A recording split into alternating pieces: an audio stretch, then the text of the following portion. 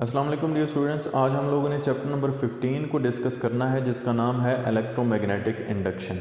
इससे पहले हमने चैप्टर नंबर 14 को डिस्कस किया था जिसका नाम था इलेक्ट्रोमैग्नेटिज्म। इलेक्ट्रोमैग्नेटिज्म क्या था? लेट्स से अगर मेरे पास एक वायर या कंडक्टर है और इस कंडक्टर में से कोई करंट फ्लो करता है, ठीक है, लेट्स से इस डायरेक्शन में करंट फ्लो कर रहा है, तो इस करंट के फ्लो करने की वजह से इस कंडक्टर के अराउंड प्रोड्यूस हो जाती है मैग्नेटिक फील्ड, ठीक है, इसको बोलते हैं इलेक्ट्रोमैग्नेटिज्म।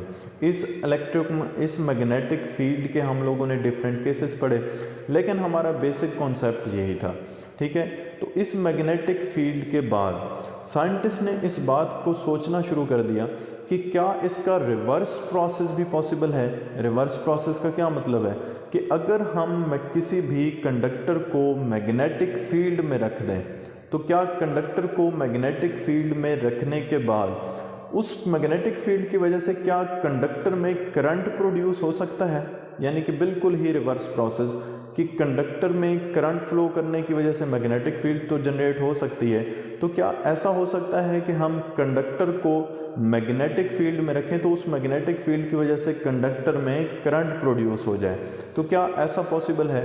तो इस बात पर जो है, इस बात को लेकर साइंटिस्ट जो है वो बहुत परेशान थे और उन्होंने बहुत सारे जो हैं वो एक्सपेरिमेंट्स किए।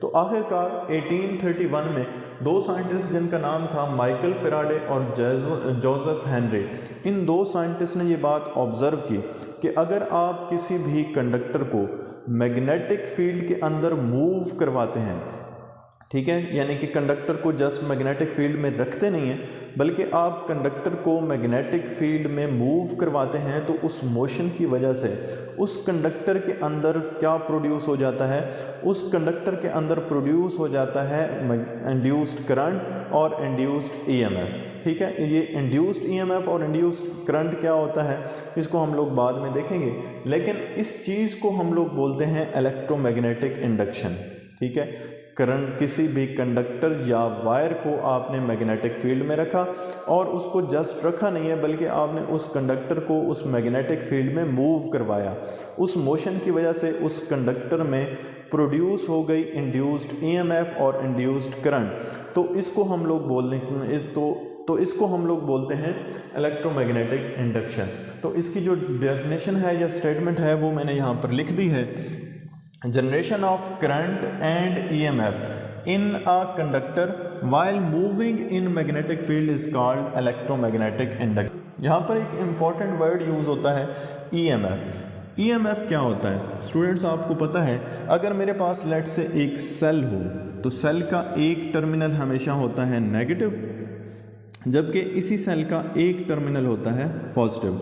तो यहाँ पर पॉजिटिव चार्जेस एग्जिस्ट करते हैं और यहाँ पर नेगेटिव चार्जेस एग्जिस्ट करते हैं। तो इस सेल के अराउंड प्रोड्यूस होता है हमेशा पोटेंशियल डिफरेंस, क्योंकि यहाँ पर नेगेटिव टर्मिनल है और यहाँ पर पॉजिटिव टर्मिनल है, तो मीन कि यहाँ पर पोटेंशियल का डिफरेंस है, ठीक है। इस पोटेंशियल डिफरेंस को हम लोग बोलते हैं बैटरी का ईएमएफ, ठीक है। इस बात को आपने माइंड में रखना है क्योंकि ये बात अभी यूज़ होने वाली है। इलेक्ट्रोमैग्नेटिक इंडक्शन ये है कि आप कंडक्टर को मूव करवाते हैं मैग्नेटिक फील्ड में और उस कंडक्टर में प्रोड्यूस हो जाता है करंट या फिर ईएमएफ, इसको बोलेंगे इलेक्ट्रोमैग्नेटिक इंडक्शन। तो इस बात को हम लोग समझते हैं लेकिन आपने फोकस करना है। लेट्स से मेरे पास एक पॉजिटिव चार्ज है और इस पॉजिटिव चार्ज को मैं एंटर करवाता हूँ इस मैग्नेटिक फील्ड के रीजन में, और ये मैग्नेटिक फील्ड किस तरफ है, ये magnetic field into the plane है, क्योंकि यहाँ पर क्रॉस का साइन है, तो इट मीन्स कि जहाँ पर भी क्रॉस का साइन होता है वहाँ पर magnetic field into the plane होती है, ठीक है। तो इस पॉजिटिव चार्ज के साथ क्या होगा, ये पॉजिटिव चार्ज डिफ्लेक्ट होगा क्योंकि इस पॉजिटिव चार्ज पर लगेगी मैग्नेटिक फोर्स, ठीक है। उस मैग्नेटिक फोर्स को अगर हमने देखना हो कि वो किस डायरेक्शन में लगती है तो हम उसको देखते हैं राइट हैंड पाम रूल से। मैं यहाँ पर अप्लाई करता हूँ right hand palm rule. Right hand palm rule कैसे अप्लाई करूँगा, जो डायरेक्शन है यानी कि इस पॉजिटिव चार्ज की जो वेलोसिटी की डायरेक्शन है उस डायरेक्शन में मैंने रखना है थंब को, और जो मेरी मैग्नेटिक फील्ड है इसकी डायरेक्शन में मैंने रखना है इन फिंगर्स को, ठीक है। तो फिंगर्स को मैं रखूँगा इन मैग्नेटिक फील्ड लाइंस की डायरेक्शन में और थंब को रखूँगा direction of motion of charge की डायरेक्शन में। तो ये होता है राइट हैंड पाम रूल। अब ये जो पाम होती है ये हमेशा बताती है डायरेक्शन ऑफ मैग्नेटिक फोर्स, ठीक है। तो ये यहाँ पर अगर आप गौर से देखें तो ये जो पाम है इसकी डायरेक्शन है अपवर्ड। इट मीन्स कि इस पॉजिटिव चार्ज पर जो है वो अपवर्ड डायरेक्शन में क्या लगेगी, एक मैग्नेटिक फोर्स लगेगी, मतलब ये चार्ज अपवर्ड डायरेक्शन में डिफ्लेक्ट हो जाएगा, ठीक है।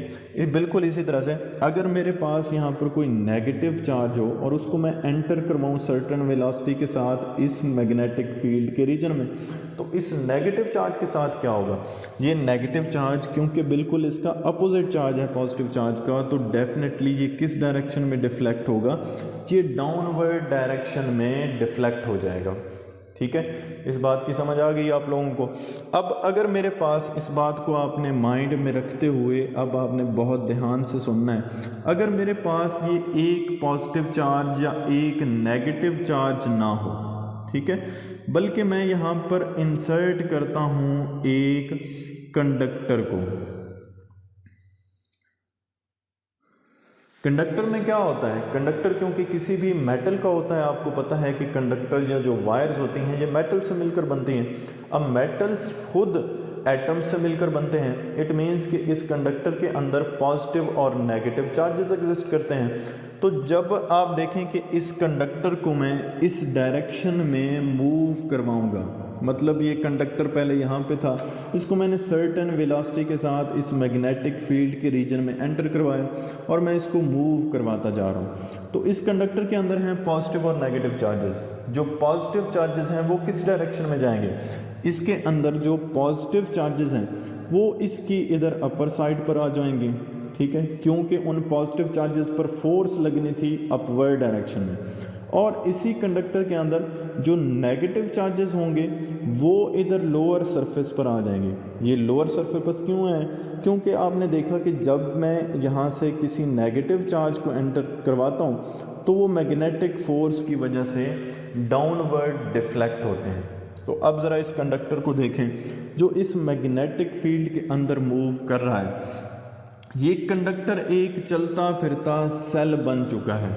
कैसे, सेल क्या था या ईएमएफ क्या थी कि अगर मेरे पास यहाँ पर पॉजिटिव चार्जेस हों और यहाँ पर नेगेटिव चार्जेस हों तो इसको मैंने बोला था सेल या फिर ईएमएफ, ठीक है। अब इस कंडक्टर को देखें, इसका ये टर्मिनल अगर आप गौर से देखें तो बन चुका है पॉजिटिव टर्मिनल और इसका ये जो लोअर टर्मिनल है ये बन चुका है नेगेटिव टर्मिनल। तो इस कंडक्टर को जब हमने मूव करवाया किसी भी मैग्नेटिक फील्ड के रीजन में तो इसमें इंड्यूस्ड हो गई ईएमएफ। इसी प्रोसेस को बोलते हैं इलेक्ट्रोमैग्नेटिक इंडक्शन। और ये ईएमएफ तो इंड्यूस हो गई, मैंने कहा था कि generation of current and EMF या जनरेशन ऑफ करंट और ईएमएफ।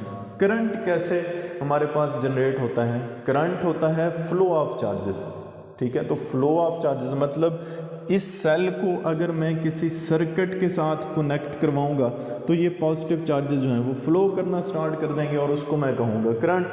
तो इसी कंडक्टर को अगर मैं कनेक्ट करवाता हूँ इधर एक वायर के साथ और यहाँ से मैं कोई किसी और वायर के साथ कनेक्ट करवा देता हूँ और मैं दरमियान में लगा देता हूँ गैल्वानोमीटर, तो आप गौर से देखेंगे जब ये कंडक्टर इस साइड पे ऐसे मूव करेगा तो यहाँ पर होंगे पॉजिटिव चार्जेस और यहाँ पर होंगे नेगेटिव चार्जेस। इन नेगेटिव और पॉजिटिव चार्जेस को मैंने क्लोज सर्किट के साथ कनेक्ट करवा दिए, ठीक है। किस तरह से कि मैंने दो वायर्स को इस तरह से आपस में कनेक्ट किया, दरमियान में मैंने सिर्फ गैल्वानोमीटर लगाया। तो आप देखेंगे कि ये पॉजिटिव चार्जेस जो हैं वो फ्लो करना स्टार्ट कर देंगे पॉजिटिव टूवर्ड नेगेटिव टर्मिनल। तो यहाँ पर जो है फ्लो ऑफ चार्जेस को मैं बोलूँगा करंट और ये जो करंट इंड्यूस हुआ है इसको मैं बोलूँगा इंड्यूस्ड करंट। इस इंड्यूस्ड करंट की जो डायरेक्शन होगी वो जाहिर सी बात है यहाँ पर नज़र आ रहा है कि वो एंटी क्लॉकवाइज होगी, ठीक हो गया।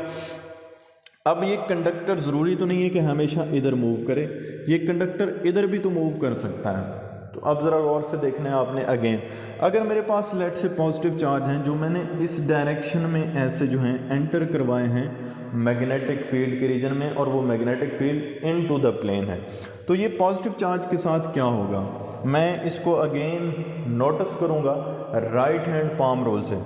मैग्नेटिक फील्ड की डायरेक्शन है, उसकी डायरेक्शन में है फिंगर्स, और जो मेरे चार्ज की यानी कि वेलोसिटी की डायरेक्शन है उस डायरेक्शन में मैंने रखना है थंब को। तो ये देखें मैंने इस पर right hand palm rule apply किया है, तो पाम की डायरेक्शन क्योंकि डाउनवर्ड है तो इट मीन्स कि ये पॉजिटिव चार्ज डाउनवर्ड डायरेक्शन में डिफ्लेक्ट होगा।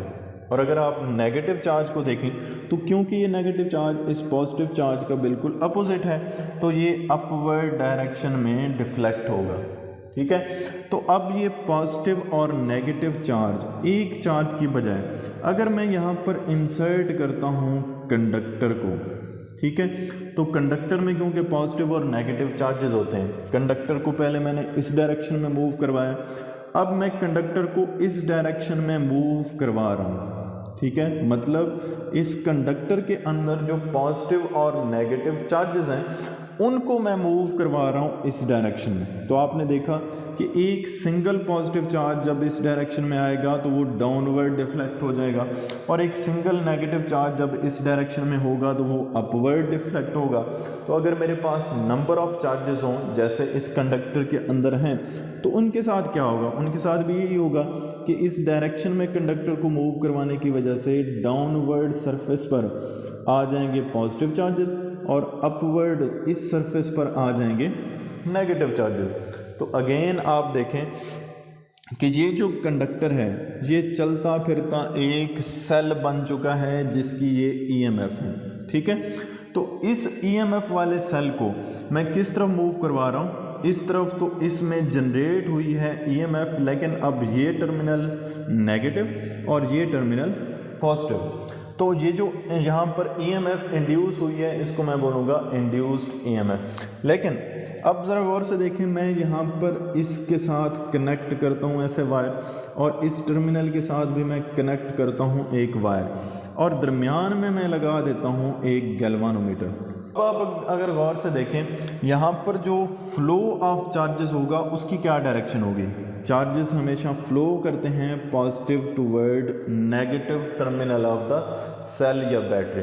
तो यहाँ पर जो डायरेक्शन होगी इन चार्जेस की वो होगी क्लॉकवाइज। ठीक है, यहाँ पर नज़र आ रहा है कि जो डायरेक्शन है वो क्लॉकवाइज है, तो यहाँ पर क्लॉकवाइज जो है वो करंट इंड्यूस हो जाएगा, इसको मैं इंड्यूस्ड करंट बोलूँगा। तो देखें जब मैंने कंडक्टर को मैग्नेटिक फील्ड में मूव करवाया, चाहे वो मैंने इस डायरेक्शन में मूव करवाया या फिर मैंने कंडक्टर को इस डायरेक्शन में मूव करवाया, इस कंडक्टर के अंदर इंड्यूस्ड हुई ईएमएफ, और जब उस ईएमएफ को मैंने एक क्लोज्ड सर्किट प्रोवाइड कर दिया तो फिर क्या हुआ, वही चार्जेस फ्लो करना स्टार्ट कर दिए, मेन कंडक्टर के अंदर इंड्यूस्ड करंट जो है वो प्रोड्यूस हो गया। तो कंडक्टर को जब भी हम मूव करवाते हैं मैग्नेटिक फील्ड में तो उसमें जनरेट हो जाता है करंट या फिर ईएमएफ, और इसको बोलते हैं इलेक्ट्रोमैग्नेटिक इंडक्शन। तो आई होप इन बातों की आपको समझ आ गई होगी। अच्छा, इस बात को आप ये वीडियो एनिमेशन से भी अंडरस्टैंड कर सकते हैं। लेट्स से मेरे पास दो मैग्नेट्स हैं, तो इन मैग्नेट्स की आप लोग तरतीब देखें तो एक नॉर्थ पोल होगा और एक इसका साउथ पोल होगा। तो इन दोनों मैग्नेट्स के दरमियान अगर आप देखेंगे तो मैग्नेटिक फील्ड जनरेट होगी, और मैग्नेटिक फील्ड की डायरेक्शन हमेशा होती है नॉर्थ पोल से साउथ पोल की तरफ। इन दो मैग्नेट्स के दरमियान मैं एक कंडक्टर प्लेस करता हूँ, और इस कंडक्टर के साथ मैं दो वायर्स अटैच कर देता हूँ जैसे मैंने वीडियो में आपको समझाया था। तो उन दो वायर्स को कनेक्ट करने के बाद उन वायर्स के दरमियान मैं उनके मिड में या तो गैल्वानोमीटर लगा दूंगा या वोल्ट मीटर लगा दूंगा, जिससे मैं अगर वोल्ट मीटर कनेक्ट करता हूं तो मुझे पोटेंशियल डिफरेंस जो क्रिएट होगा उस कंडक्टर के अक्रॉस वो मैं वहां पर जो है उसको मेजर कर सकता हूं। और अगर मैं गैल्वानोमीटर लगाऊंगा तो उससे मैं करंट जो चार्जेस फ्लो करेंगे उनके ज़रिए से मैं करंट की वैल्यू को मेजर कर सकता हूं अगर मैं गैल्वानोमीटर लगाऊंगा। तो आप देखेंगे कि जब ये कंडक्टर मूव करेगा तो इसमें कंडक्टर के ज़रिए से और वायर्स में चार्जेस का फ़्लो शुरू हो जाएगा। ठीक है, जब ये कंडक्टर फॉरवर्ड डायरेक्शन में मूव करेगा तो आप अगर गौर से देखें चार्जेस जो हैं वो एंटी क्लॉकवाइज डायरेक्शन में मूव करना स्टार्ट कर देंगे, और यही कंडक्टर जब बैकवर्ड डायरेक्शन में मूव करेगा तो जो चार्जेस की डायरेक्शन होगी वो क्लॉकवाइज होगी। तो इस तरह से ये करंट जो है वो प्रोड्यूस हो रहा होगा, जिसको मैं इंड्यूस्ड करंट बोलूँगा। और अगर आप इन दोनों करंट्स को देखें तो ये जो हैं अल्टरनेटिंग करंट प्रोड्यूस करवाएंगे, और इन अल्टरनेटिंग करंट्स का नीचे ग्राफ भी शो करवाया हुआ है रेड कलर में और ब्लू कलर में। तो अल्टरनेटिंग करंट क्योंकि अपना जो है वो पोलैरिटी चेंज करता है, तो उस पोलैरिटी को भी नीचे शो करवाया हुआ है। तो हम लोग देखते हैं कि इस इंड्यूस्ड करंट की, ठीक है, जो कंडक्टर में आया है, इसकी वैल्यू किस चीज़ पर डिपेंड करती है? इसकी वैल्यू दो फैक्टर्स पर डिपेंड करती है। सबसे पहले है स्पीड ऑफ लूप, ठीक है, यानी कि आपने ये जो लूप बनाई है, ठीक है, जिसकी वजह से ये करंट जनरेट हुआ है, इस लूप की कितनी स्पीड है? ठीक है, आप इसको आहिस्ता से इधर मूव कर रहे हैं या आप इसको ज़्यादा स्पीड के साथ मूव कर रहे हैं। तो अगर आप इसको ज़्यादा स्पीड के साथ मूव करवाएंगे तो करंट का मैग्नीट्यूड ज़्यादा होगा, और अगर आप इसको स्लो स्पीड के साथ मूव करवाएंगे तो करंट का जो मैग्नीट्यूड है वो भी कम हो जाए। दूसरा फैक्टर जिस पे ये इंड्यूस्ड करंट डिपेंड करता है वो है रेजिस्टेंस ऑफ लूप, ठीक है, यानी कि ये लूप क्योंकि यहाँ पर देखें वायर से मिलकर बनी है, तो इस लूप की या वायर की अपनी कोई ना कोई सर्टेन रेजिस्टेंस होगी, तो उस रेजिस्टेंस पर भी डिपेंड करता है ये इंड्यूस्ड करंट। अगर रेजिस्टेंस की वैल्यू ज़्यादा होगी तो करंट कम होगा, और अगर रेजिस्टेंस कम होगी तो फिर करंट ज़्यादा होगा। स्टूडेंट्स, एक बात एक्सपेरिमेंटली नोट की गई है कि ये जो करंट और रेजिस्टेंस होता है, इसको अगर मल्टीप्लाई किया जाए तो इनकी वैल्यू जो है वो हमेशा कांस्टेंट रहती है। मेन यहाँ पर अगर मैं रेजिस्टेंस को इंक्रीज़ कर देता हूँ तो ये जो करंट है वो डिक्रीज़ हो जाएगा, ठीक है, और इसका कोई ना कोई हमारे पास कांस्टेंट आंसर आ जाएगा। लेकिन अगर यही रेजिस्टेंस इंक्रीज़ होने की बजाय डिक्रीज़ हो जाती है तो उतनी ही वैल्यू में ये करंट इंक्रीज़ हो जाएगा। जब आप इन दोनों का प्रोडक्ट लेंगे तो अगेन आंसर पहले वाला ही आएगा, क्योंकि एक क्वांटिटी इंक्रीज़ करती है तो दूसरी डिक्रीज़ कर रही है। और ये कांस्टेंट वैल्यू होगी कौन सी? आपको पता है according to Ohm law V is equal to IR होता है, और यहाँ पर हम V की बजाय EMF ऑफ द बैटरी की बात कर रहे हैं। तो यहाँ पर करंट और रेजिस्टेंस को जब आप प्रोडक्ट करेंगे तो यहाँ पर EMF के इक्वल ही आएगा, इसलिए मैं इसको बोल रहा हूँ इंड्यूस्ड EMF, ठीक है। और ये बात एक्सपेरिमेंटली नोट की गई है कि ये जो लूप की रेजिस्टेंस होती है और यहाँ पर जो करंट फ्लो कर रहा होता है, अगर आप इनका प्रोडक्ट लें तो उसकी वैल्यू कांस्टेंट होती है। इसके बाद हम लोग देखते हैं कि ये जो इंड्यूस्ड करंट है ये कौन से फैक्टर्स की वजह से इंक्रीज़ हो सकता है, ठीक है, उसकी वैल्यू किन फैक्टर्स की वजह से इंक्रीज़ हो सकती है। तो सबसे पहले है स्ट्रॉन्ग मैग्नेटिक फील्ड, मतलब यहाँ पर जो हमने मैग्नेटिक फील्ड अप्लाई की हुई है इनटू द प्लेन, अगर वो ज़्यादा स्ट्रॉन्ग होगी तो यहाँ पर इंड्यूस्ड होने वाले करंट की वैल्यू भी ज़्यादा होगी, ठीक है।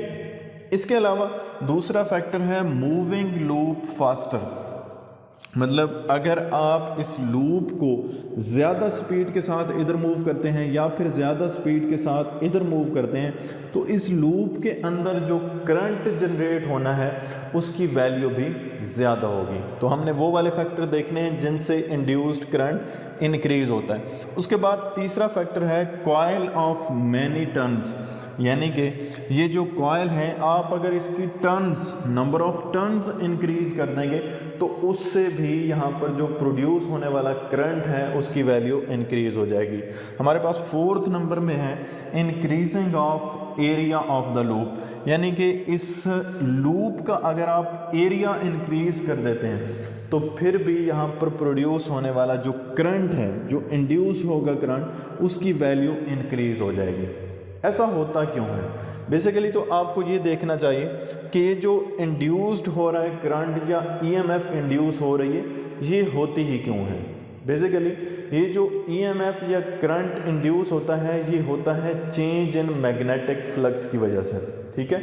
इस इलेक्ट्रोमैग्नेटिक इंडक्शन की एक और डेफिनेशन भी होती है, change in magnetic flux produces EMF और करंट, ठीक है, कि अगर मैग्नेटिक फ्लक्स चेंज हो रहा हो तो उस मैग्नेटिक फ्लक्स के चेंज होने की वजह से लूप में करंट या फिर इंड्यूस हो जाती है ईएमएफ। ठीक है, तो इसको भी हम लोग बोलते हैं इलेक्ट्रोमैग्नेटिक इंडक्शन। आपने ये जितने केसेस पढ़े हैं इन सारे केसेस में बेसिकली चेंज होता है मैग्नेटिक फ्लक्स। ठीक है, फॉर एग्जांपल हम इस पॉइंट को डिस्कस करते हैं, इंक्रीजिंग एरिया ऑफ लूप। जब आप यहाँ पर एरिया इंक्रीज कर देंगे इस लूप का तो यहाँ पर जो मैग्नेटिक फील्ड लाइंस हैं वो ज़्यादा उस एरिया में से पास करेंगी, मतलब मैग्नेटिक फ्लक्स ज़्यादा होगा। ठीक है, मैग्नेटिक फ्लक्स क्या होता है? नंबर ऑफ फील्ड लाइंस, यानी कि number of magnetic field lines passing through certain area. तो इस सर्टेन एरिया में से जो मैग्नेटिक फील्ड लाइंस हैं वो ज़्यादा पास होंगी, मतलब जो चेंज होगा मैग्नेटिक फ्लक्स का वो ज़्यादा होगा। तो change in magnetic flux produces current और ईएमएफ। मतलब ये जो मैग्नेटिक फ्लक्स चेंज होना है बेसिकली वो करंट को इंड्यूस करवाता है। यहाँ पर करंट जो प्रोड्यूस करवाने का एजेंट है वो है चेंज इन मैग्नेटिक फ्लक्स। अब यहाँ पर कुछ स्टूडेंट ये भी समझते हैं कि वो मैग्नेटिक फ्लक्स हमेशा ज़्यादा होगा तो करंट जो है वो प्रोड्यूस होगा। ऐसा नहीं है, ये मैग्नेटिक फ्लक्स कम भी हो सकता है, क्योंकि चेंज का मतलब हमेशा इंक्रीज़ नहीं होता, बल्कि चेंज का मतलब ये है कि वो मैग्नेटिक फ्लक्स इंक्रीज़ भी हो सकता है और वो मैग्नेटिक फ्लक्स डिक्रीज भी हो सकता है। तो दोनों सूरतों में मैग्नेटिक फ्लक्स की वैल्यू चेंज होगी। अगर मैग्नेटिक फ्लक्स बेशक इंक्रीज हो या मैग्नेटिक फ्लक्स बेशक डिक्रीज हो, तो इस मैग्नेटिक फ्लक्स के चेंज की वजह से हमेशा लूप में करंट इंड्यूस हो जाता है। ठीक हो गया, तो ये हमारे पास कुछ फैक्टर्स थे जिनकी वजह से हमारे पास करंट इंड्यूस हो जाना है। इसके बाद आपकी बुक जिस फैक्टर को डिस्कस करती है वो है रिलेटिव मोशन। रिलेटिव मोशन का मतलब क्या है कि हमारे पास ये जो मैग्नेटिक फ्लक्स चेंज हो रहा था वो किन सूरतों में मैग्नेटिक फ्लक्स यहाँ पर चेंज होता है, वो रिलेटिव मोशन की वजह से चेंज होता है। किस चीज़ की रिलेटिव मोशन? या तो यहाँ पर जो हमारे पास लूप है वो मूव करे या फिर मैग्नेट मूव करे। मैग्नेट कौन सा? जिसकी वजह से ये मैग्नेटिक फील्ड लाइंस हैं। ठीक है, इसके पीछे जारी सी बात है कोई मैग्नेट होगा जिसकी वजह से ये magnetic field lines into the plane जा रही हैं। तो अगर वो मैग्नेट मूव करेगा तो फिर भी मैग्नेटिक फ्लक्स चेंज होगा, या फिर ये लूप या कॉइल मूव करेगी तो फिर भी मैग्नेटिक फ्लक्स चेंज होगा। तो इस मैग्नेटिक फ्लक्स के चेंज की वजह से बेसिकली करंट इंड्यूस होना था, और वो करंट किस वजह से इंड्यूस हुआ या वो मैग्नेटिक फ्लक्स किस वजह से चेंज हुआ, उसकी वजह है रिलेटिव मोशन ऑफ मैग्नेट और कॉइल। ठीक है, उसके बाद एंड पे हम लोगों ने जिस बात को डिस्कस करना है वो है मेथड्स टू प्रोड्यूस ईएमएफ। हमने देखा कि यहाँ पर इस मेथड से ईएमएफ या करंट प्रोड्यूस हो रहा था, तो क्या हमारे पास कोई और भी ऐसा मेथड है जिससे हमारे पास करंट या ईएमएफ इंड्यूस हो जाए? तो बेसिकली फोकस किस बात पर है? मैंने आपको बताया कि एक्चुअली ये जो करंट है वो इंड्यूस होता है चेंज इन मैग्नेटिक फ्लक्स की वजह से। तो हम जितने भी मेथड डिस्कस करेंगे उन सारे मेथड्स में मैग्नेटिक फ्लक्स चेंज होगा, और उस मैग्नेटिक फ्लक्स की चेंज होने की वजह से करंट इंड्यूस हो जाएगा। तो सबसे पहले हमारे पास जो मेथड है वो है मोशन ऑफ मैग्नेट और कॉइल। तो कंसिडर करें कि मेरे पास एक मैग्नेट है और इस मैग्नेट का ये नॉर्थ पोल है और ये साउथ पोल है।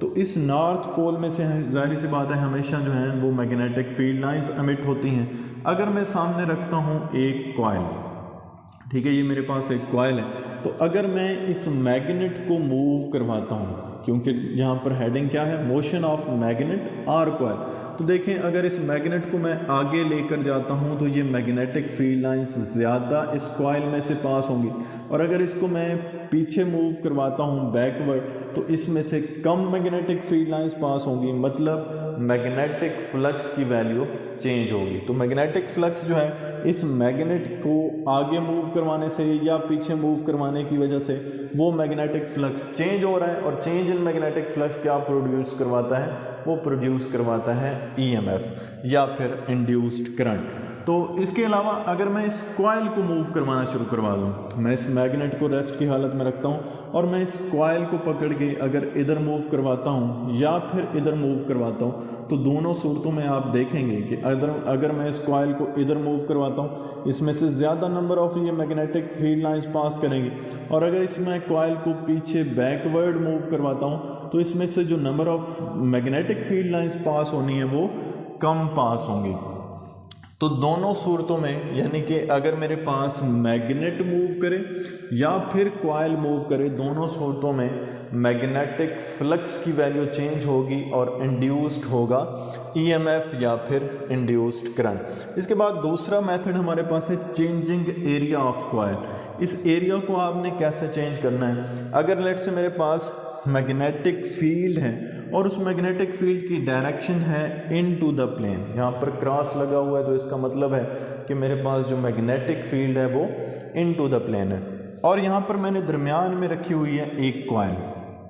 अब देखें, इस कॉइल पर अगर मैं फोर्स लगाता हूँ, मैं इस कॉइल को इधर से भी पकड़ लेता हूँ, मैं इसको इधर से भी पकड़ लेता हूँ और इस डायरेक्शन में ऐसे पकड़ के खींचता हूँ, तो क्या होगा? इस कॉइल की ये वाली शक्ल बन जाएगी। ठीक है, जब इसको मैं ऐसे खींचूंगा तो अब देखिए यहाँ पर पहले जो मैग्नेटिक फील्ड लाइंस थी वो ज़्यादा पास हो रही थी, और अब आप देखेंगे तो मैग्नेटिक फील्ड लाइंस की जो वैल्यू होगी वो और होगी, क्योंकि एरिया चेंज हो रहा है। तो मैग्नेटिक फील्ड लाइंस उस सर्टेन एरिया में से या तो कम पास करेंगी या फिर ज़्यादा पास करेंगी, क्योंकि मैंने उस एरिया को चेंज कर दिया। तो एरिया को चेंज करने की वजह से भी मैग्नेटिक फ्लक्स चेंज हो जाता है, और उस मैग्नेटिक फ्लक्स के चेंज की वजह से क्या प्रोड्यूस हो जाएगी? ईएमएफ प्रोड्यूस हो जाएगी। तो ये दूसरा मेथड हमने देख लिया। इसके बाद जो तीसरा मेथड है वो है रोटेटिंग। रोटेटिंग मतलब अगर मेरे पास मैग्नेटिक फील्ड है और लेट से वो इनटू द प्लेन है, मतलब इस डायरेक्शन में जा रही है, इसके एरिया में मैंने यहाँ पर एक प्लेस की है लूप। ठीक है, इस लूप में से आप देखें कि कुछ मैग्नेटिक फील्ड लाइंस इधर जा रही होंगी। अगर मैं इस जो मेरे पास ये लूप है इसको मैं फ्लिप करता हूँ, ऐसे रोटेट करता हूँ, तो इसको ऐसे रोटेट करने की वजह से मैग्नेटिक फील्ड लाइंस डेफिनेटली कम पास होंगी, मतलब जो मैग्नेटिक फ्लक्स है वो चेंज होगा। तो ये जो मैग्नेटिक फ्लक्स चेंज हो रहा है इसकी वजह से फिर अगेन इंड्यूस हो जाएगी ईएमएफ। तो ये तीन मेथड हैं जिसकी वजह से मैग्नेटिक फ्लक्स चेंज होता है, और मैग्नेटिक फ्लक्स के चेंज होने की वजह से ईएमएफ इंड्यूस हो जाती है। इसके बाद आपकी बुक में एक फोर्थ मेथड है जो कि है इलेक्ट्रोमैग्नेटिक इंडक्शन का। इसके बाद फिफ्थ मेथड है इलेक्ट्रोमैग्नेट्स का। ये दोनों प्रोसेस आपकी असाइनमेंट है, इन दोनों को आपने खुद से पढ़ना है। इन दोनों में फिर जिस पॉइंट की समझ ना आए वो आपने मुझसे डिस्कस करने हैं। तो एक तो आपकी ये असाइनमेंट है, आपने इसको खुद ट्राई करना है, लेकिन फिर आपको पढ़ने के बाद अगर समझ नहीं आती तो वो आपने फिर मुझसे ज़रूर डिस्कस करने हैं। आई होप इन सारी बातों की आपको समझ आ गई होगी, और जो इलेक्ट्रोमैग्नेटिक इंडक्शन का बेसिक कॉन्सेप्ट है वो भी आपको क्लियर हो गया होगा। अब आपसे मुलाकात होगी इंशाल्लाह नेक्स्ट लेक्चर में, तब तक के लिए अल्लाह हाफिज़।